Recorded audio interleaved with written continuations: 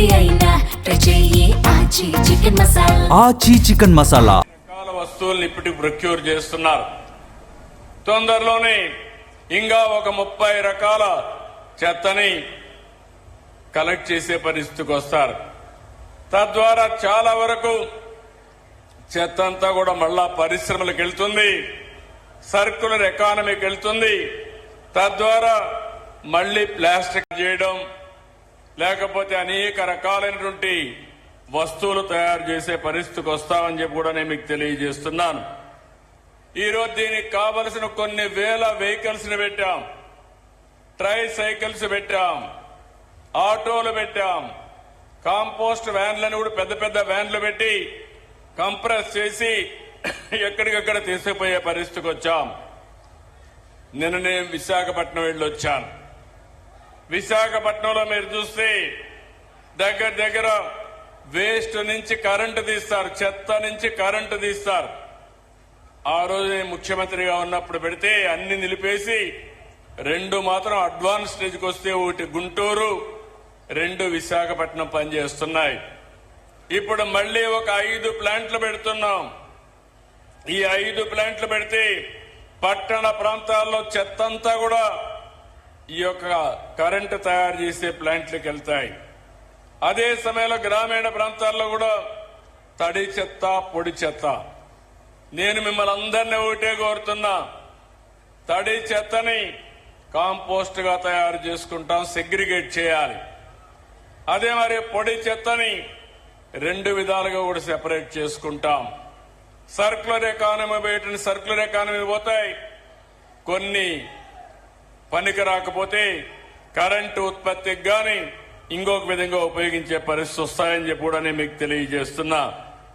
ఇంకో పక్కన మీరు సింగిల్ యూజ్డ్ ప్లాస్టిక్ ఉంది, ఇది రాష్ట్రంలో బ్యాన్ చేశాం. మీరు ఒక్క విషయం ఆలోచించుకోవాలి, ఇలాంటి ప్లాస్టిక్ అంతా కూడా ఎక్కడంటే అక్కడ వేయడం, ఆ ప్లాస్టిక్ అంతా మన పశువులు తినడం, ఆవులు తినడం.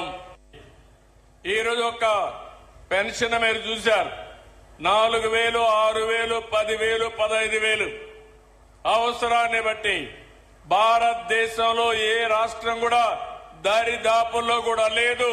అలాంటి పెద్ద సంక్షేమ కార్యక్రమాన్ని ఇచ్చింది ఈ యొక్క ఎన్డీఏ ప్రభుత్వం ఆంధ్రప్రదేశ్ రాష్ట్రంలో. తల్లికి వందనం ఇచ్చాం, అందులో ఆదాయం లేకుండా చాలా ఇబ్బందులు వస్తున్నాయి. అందుకే ఈ రోజు మీరు చూస్తే రాయలసీమ మొత్తం ఒక హార్టికల్చర్ హబ్ గా తయారు చేస్తున్నాం. దాంట్లో భాగంగా వినుకొండను కూడా అభివృద్ధి చేసే బాధ్యత తీసుకుంటాం.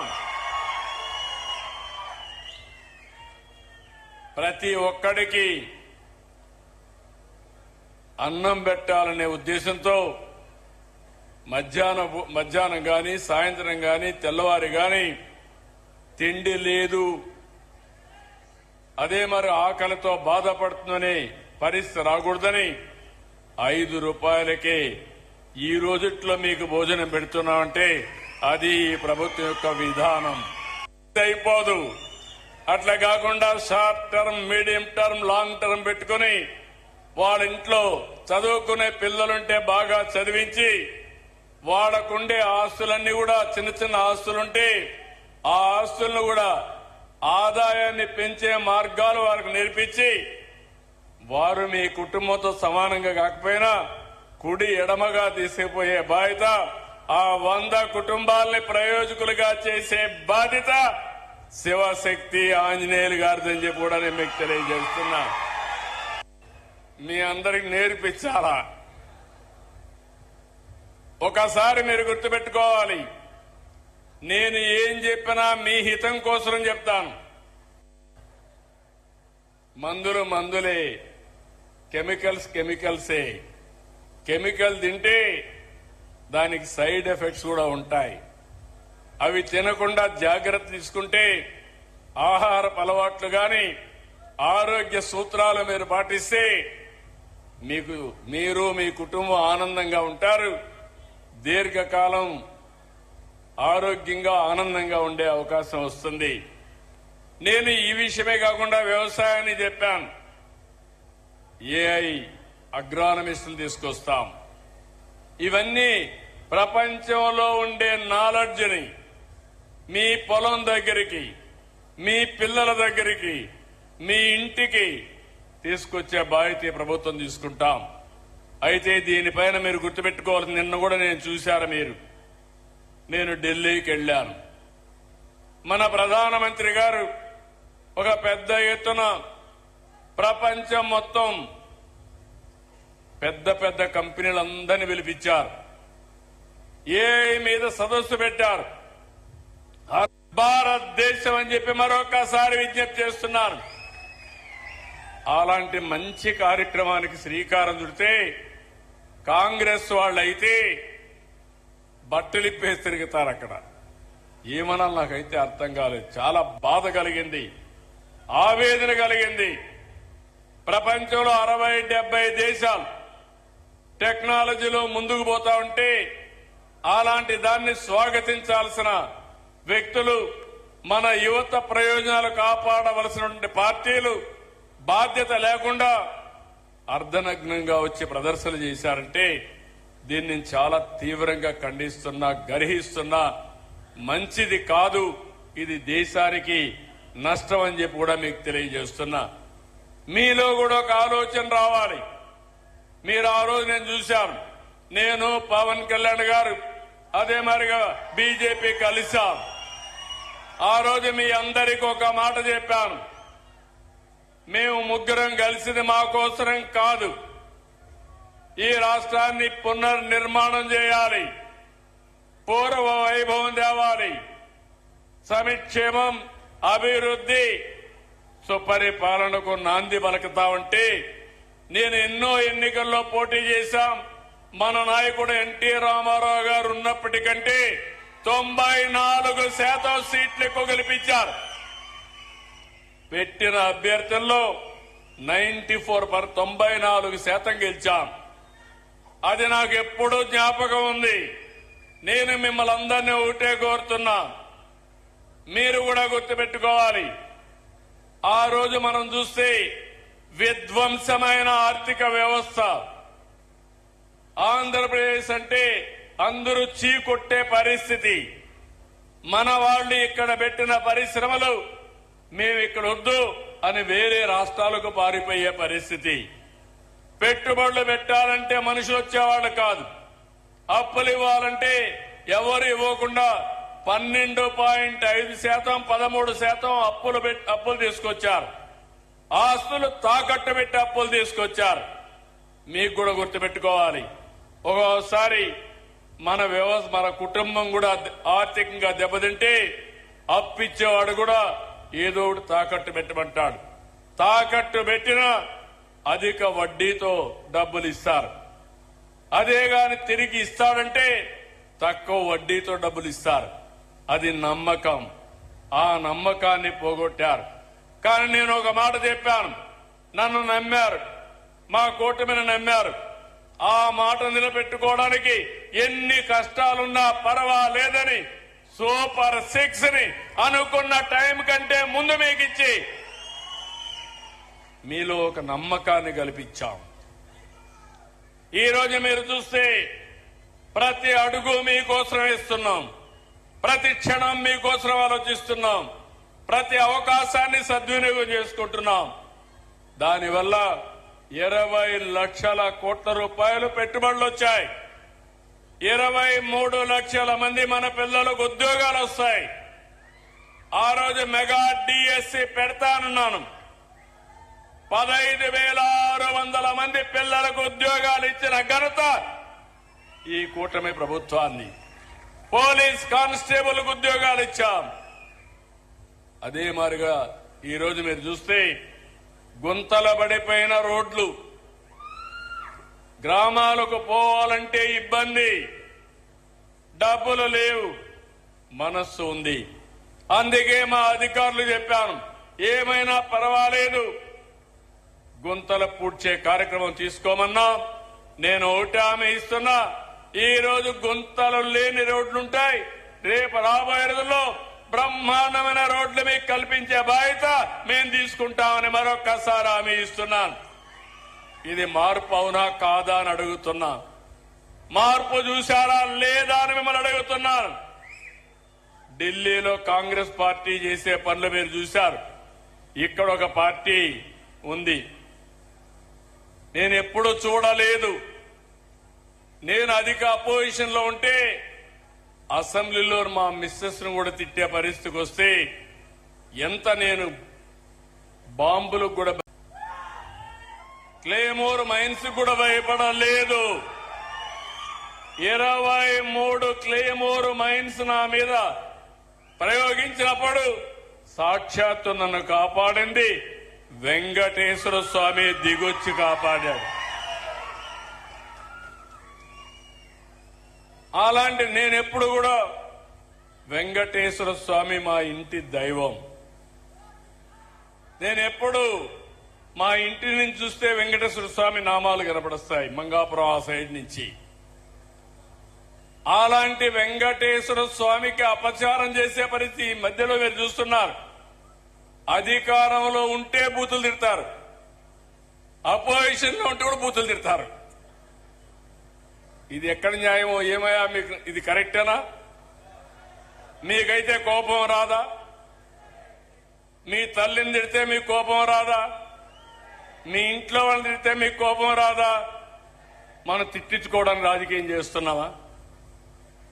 బాధ, ఆవేదన, లెక్కలేనితనం, ఆంబూతులు మారిగా తయారైపోయారు. ఒకసారి రెచ్చగొట్టే ప్రయత్నాలు చేస్తున్నారు. రాష్ట్రాన్ని సర్వనాశనం చేశారు, గంజాయిమయం చేశారు. నేను ఆ రోజు మీకు చెప్పాను ఒక మాట, నేను అన్ని సమస్యలు పరిష్కారం చేస్తాను కానీ గంజాయికి అలవాటు పడిపోతే అది ఒక వ్యసనంగా మారితే వాళ్ళని మార్చడం చాలా కష్టం అని చెప్పాను. మీకు జ్ఞాపకం ఉంటుంది. అదే జరిగింది. మొన్న మదనపల్లిలో చూశారు, మళ్లీ గంజాయి తాగి మృగంగా ప్రవర్తించే పరిస్థితికి వచ్చాడు. నేను ఒకే మాట చెప్పాను, ఎవడైనా సరే ఈ రాష్ట్రంలో మత్తు సేవించి తద్వారా మానవత్వాన్ని పోగొట్టుకుంటే ఆడబిడ్డల జోలుకొస్తే అదే మీకు చివరి రోజు అవుతుందని ఎన్నోసార్లు చెప్పాను. ఇప్పుడు కూడా ఆ మాట కట్టుబడి ఉన్నా. నేను ఎవరిని వదిలిపెట్టను. చట్టం దాని పని అది చేసుకుంటూ పోతుంది. అలాంటి వ్యక్తులు ఉండాల్సింది జైల్లో అయినా ఉండాలి, లేకుంటే చట్టం ద్వారా ఉరిశిక్షణ అయ్యాలి.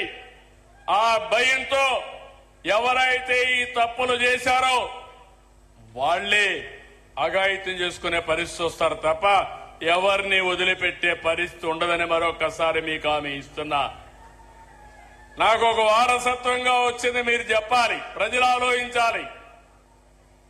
తిరుమల తిరుపతి దేవస్థానంలో ఒకప్పుడు మీరు తిరుపతికి పోయారు, 1924 పోయారా లేదా అని మిమ్మల్ని అడుగుతున్నా. నాసి రకం ప్రసాదాలు అవునా కాదా అని మిమ్మల్ని అడుగుతున్నా. అప్పుడు ఇచ్చిన లడ్డు మీరు తిన్నారా? 1924లో తెస్తే సువాసన వచ్చిందా? నెయ్యి వాసన వచ్చిందా అందులో? నేను అడుగుతున్నా ఒకే మాట. మా తమ్ముడు నామాలు కూడా పెట్టుకున్నాడు, అది పవిత్రత, దేవుని మీద అభిమానం. చాలా మంది ఉన్నాం, ఒక నమ్మకం. ఆ నమ్మకాన్ని, ఆ పవిత్రతను దెబ్బతీసే అధికారం ఎవరికీ లేదు. ఒక మసీదు కావచ్చు, ఒక చర్చ్ కావచ్చు, ఒక దేవాలయం కావచ్చు, ఆ పవిత్రత కాపాడే బాధ్యత తీసుకోవాలి. అలాంటిది అపవిత్రం చేస్తే నేను ముఖ్యమంత్రి అయిన తర్వాత నేను ఇచ్చిన హామీ ప్రకారం రెండో సంతకం ఆఫీసర్ వేసింది తిరుమల తిరుపతి దేవస్థాన ఈవోగా వేసి శ్యామలరావుని ప్రక్షాళన కార్యక్రమానికి ప్రారంభించా. వస్తే నెయ్యి చూస్తే బాగా లేకపోతే తిరిగి పంపించి దాంట్లో నుంచి శాంపుల్ తీసుకొని ఎన్డీడీబీ పంపించారు. ఎన్డీడీబీ పంపిస్తే అందులో నుంచి ఎనిమల్ ఫ్యాట్ ఉందని ఆ రోజు చెప్పారు. అది చెప్పిన తర్వాత నేను ఆలోచించి ఇది నేను చెప్పకపోతే నా మీద అప్రతిష్ట వస్తుంది, అపవాదం వస్తుందనే ఉద్దేశంతో నేను చెప్పాను. తర్వాత లేనిపోని సమస్యలన్నీ క్రియేట్ చేసి సుప్రీంకోర్టు వరకు పోయే పరిస్థితికి వచ్చారు. సిట్ వేశారు. ఆ సిట్ లో వచ్చినటన్ని మీరు చదివి ఉంటారు.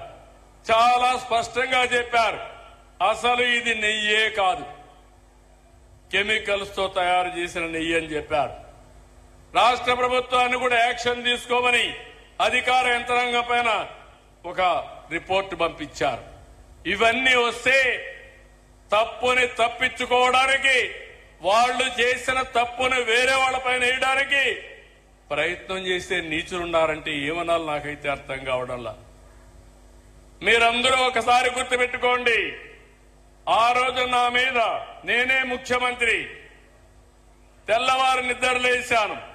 వివేకానంద రెడ్డి మర్డర్ నిద్రలే చూస్తే టీవీ సాక్షిలో వేశారు. ఏమని? గుండెపోటుతో వివేకానంద రెడ్డి చనిపోయాడని. నేను కూడా నమ్మాను, పాపం అనిపించింది. సాయంత్రం అయింది, పోస్ట్ మార్టం చేశాం. అది కూడా ఆయన కూతురు అడిగింది. అడిగితే పోస్ట్ మార్టం చేస్తే ఇది గుండెపోటు కాదు, గొడ్డలి పోటని తేల్చారు. సాయంత్రానికి నాటకాల రాయుడు మాట మార్చేశాడు. తండ్రి లేని బిడ్డను ఉన్న పెద్ద దిక్కుపోయాడని. అది అయింది. తెల్లవారి నిద్ర లేస్తానే సాక్షి పేపర్ ఒకసారి మీరు గుర్తుపెట్టుకోవాలి. నారాసుర రక్త చరిత్ర నా చేతిలో కత్తి పెట్టి నా జీవితంలో ఊహించని సంఘటనది. నేను రాజకీయం చేస్తాను గాని రౌడీల గుండెల్లో రైళ్లు పరిగెత్తిస్తాను గాని సంఘ విద్రోహ శక్తులను అణిచివేస్తాను గాని ప్రాణానికి కూడా లెక్క పెట్టుకోను గాని నేను నేరాలు చెయ్యబోనని మీ అందరికీ హామీ ఇస్తున్నా. అది నా నిజాయితీ, అది నా యొక్క జీవితం అంతా కూడా మీరు చూశారు. అలాంటిది పాపం ఆ అమ్మాయి కూడా వాళ్ళ చిన్నాన్న కూతురు మోసపోయింది. తర్వాత తెలుసుకునే కొద్దిగా లేట్ అయిపోయింది. ఇప్పుడు తిరుగుతా ఉంది. సెక్యూరిటీ కూడా పెట్టుకొని తిరిగే పరిస్థితి వచ్చింది.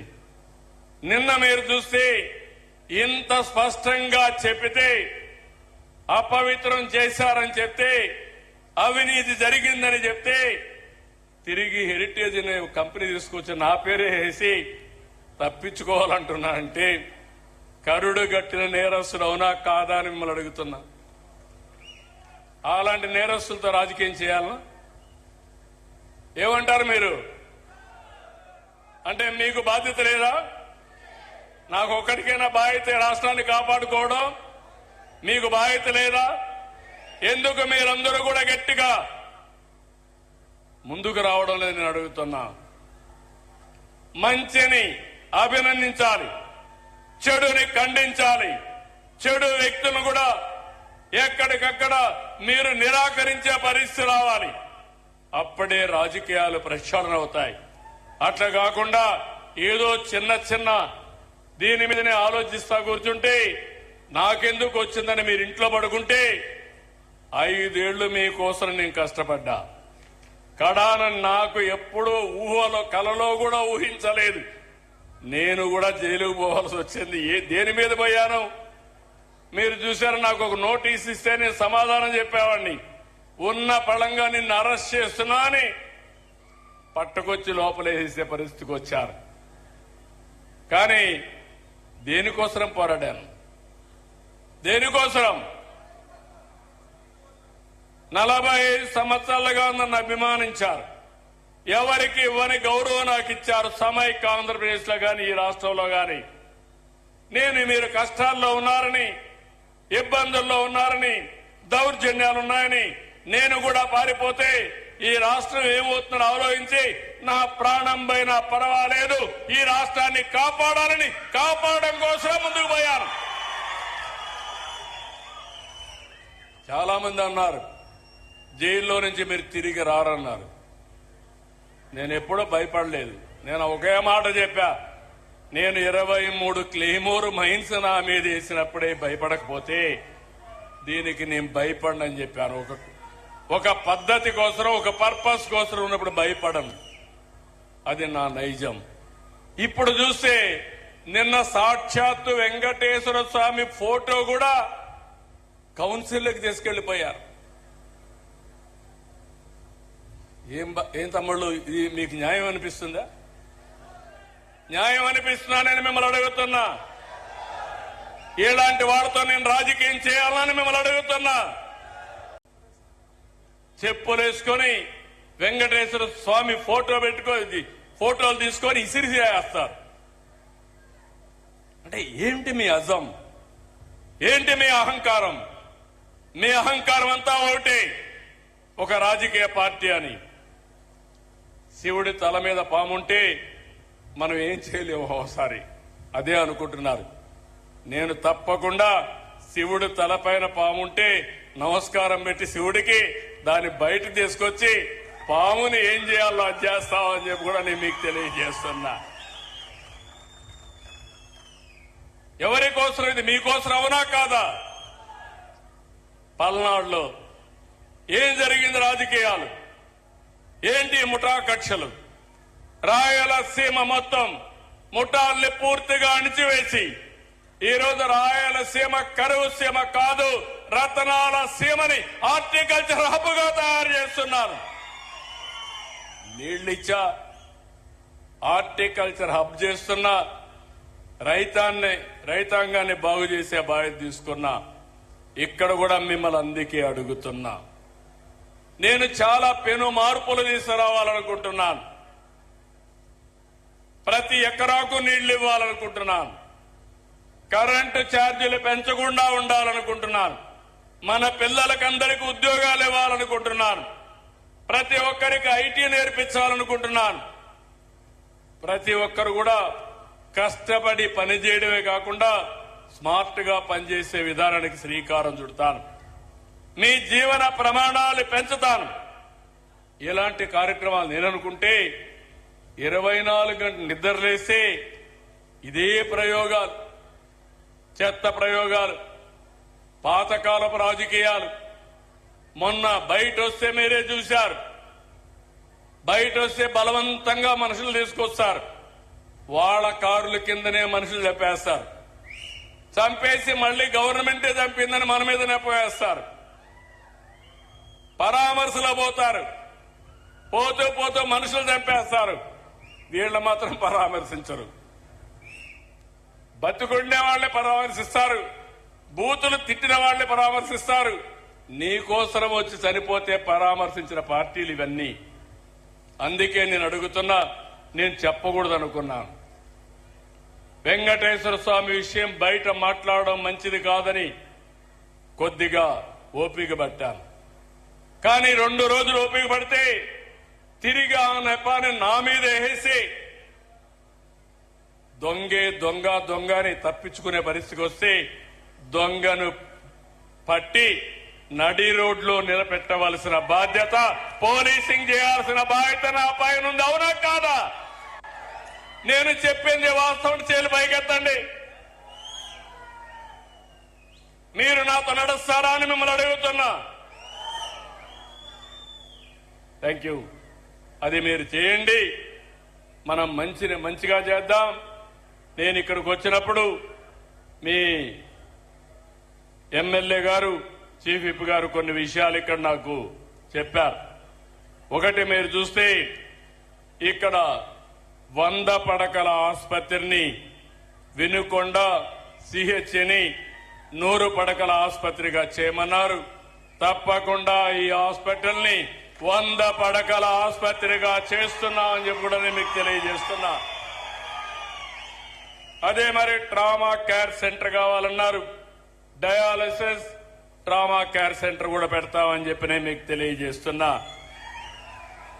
మూడోది, ఇప్పుడు మనం ఉండే ప్రదేశం పక్కనే నేషనల్ హైవే, నాగార్జునసాగర్ కెనాల్ కూడా పోతా ఉంది. చాలా బ్యూటిఫుల్ ల్యాండ్. ఇది నేనే ఇచ్చా. ఒకప్పుడు ఇరిగేషన్ లో ఉండే ల్యాండ్ ఇచ్చాం. ఇప్పుడు ఇది ఒక లంగ్ స్పేస్ గా ఉంది.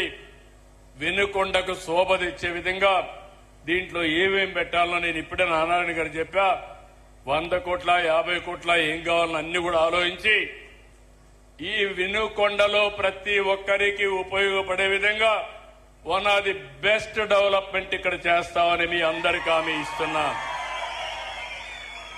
మూడోది ఇప్పుడే చెప్పాను, వినుకొండ ఒక హార్టికల్చర్ హబ్ గా చేస్తాం.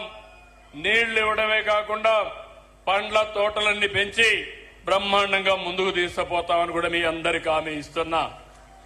ఇది కాకుండా వినుకొండలో ఒక వెటనరీ కాలేజ్ గాని అగ్రికల్చర్ కాలేజ్ గాని రెండు కలిపి గాని ఓసారి గవర్నమెంట్ లో ఇవ్వగలుగుతామా, కాలేజ్ ఏ విధంగా ఇవ్వాలనో పీపీపీ మోడల్లాగా నేను ఆలోచిస్తా. తప్పకుండా వినుకొండలో ఒక veterinary college are agriculture college రెండు కలిపి ఇవ్వడానికి ప్రయత్నం చేస్తామని చెప్పి కూడా నేను మీకు తెలియజేస్తున్నా. ఇంకో పక్క బస్ స్టాండ్ కూడా మోడర్నైజ్ చేయమని కోరారు. తప్పకుండా బస్ స్టాండ్ కూడా మోడర్నైజ్ చేపిస్తామని మీ అందరికీ హామీ ఇస్తున్నా. ఫైనల్ గా నేను మిమ్మల్ని అందరినీ ఒకటే కోరుతున్నా, స్వచ్ఛ ఆంధ్రప్రదేశ్, స్వర్ణ ఆంధ్రప్రదేశ్ ఎన్నో ఏళ్లు లేదు. 2047 ఈ రోజు మనం 2026కు వచ్చాం. ఎగ్జాక్ట్ గా 22 సంవత్సరాల్లో 21 సంవత్సరంలో మీరు ఆంధ్రప్రదేశ్ ఒక స్వర్ణాంధ్రప్రదేశ్ గా చూడబోతున్నారు. మీ ఆదాయం పెరుగుతుంది, మెరుగైన జీవన ప్రమాణాలు వస్తాయి. ఇక్కడ ఇండస్ట్రీస్ అనుకున్న ఇండస్ట్రీస్ అన్ని వస్తాయి. ఇంకో పక్క టూరిజం కూడా పెద్ద ఎత్తున అభివృద్ధి చేస్తాం. నాకు ఎప్పటికప్పుడు కొన్ని ఆలోచనలు మీరు చూస్తే భావి తరాల భవిష్యత్తు కోసం ఏం చేయాలనో 20 ఏళ్ల ముందు ఏం జరుగుతుందో ఇప్పుడు ఆలోచించి దానికి నాంది పలకడం నా మనస్తత్వం. నేనేదో టెంపరీగా రేపేం జరుగుతుంది లేకుంటే రేపు ఎలక్షన్ ఒకటే చూసుకోవాలని కాకుండా శాశ్వతంగా మీ జీవితాల్లో వెలుగు రావాలని నేను కార్యక్రమాలు చేపడతా. కాబట్టి నేను మిమ్మల్ని అందరినీ ఒకటే కోరుతున్నా, నేను చెప్పింది మీరు అర్థం చేసుకోండి, కొంచెం ఫాలో కూడా కండి, అనుసరించండి. తప్పకుండా దానివల్ల మీకు లాభం వస్తుంది. తద్వారా ఆంధ్రప్రదేశ్ రాష్ట్రం ఒక మంచి రాష్ట్రంగా తయారవుతుందని చెప్పి తెలియజేసుకుంటూ మళ్లీ చెప్తున్నా, స్వచ్ఛ ఆంధ్రప్రదేశ్ లో మీరు భాగస్వాములు కావాలి. వినుకొండ నియోజకవర్గం నెట్ జీరోలో వెళ్లాలి. కాలుష్యం లేని ప్రాంతంగా ఉండాలి. పీల్చే గాలి స్వచ్ఛంగా ఉండాలి. తాగే నీళ్లు స్వచ్ఛంగా ఉండాలి. అవినీతి లేకుండా స్వచ్ఛమైన ఆలోచనలు చేయాలి. రౌడీజం లేని సమాజం కావాలి. మత్తు పదార్థాలు గాని డ్రగ్ గాని లేకపోతే గంజాయి లేని ప్రదేశంగా తయారు కావాలి. అప్పుడే మన పిల్లల భవిష్యత్తు బాగుంటుంది.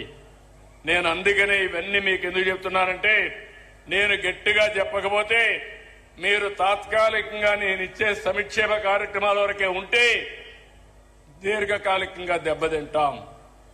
అందుకే ఈ విషయాల్లో మీరు పూర్తిగా సహకరించమని మరొకసారి కోరుకుంటూ, ప్రతి ఒక్క ఇంట్లో చర్చ జరగాలి.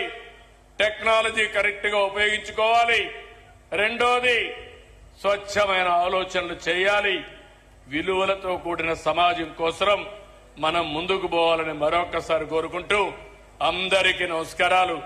జై హింద్,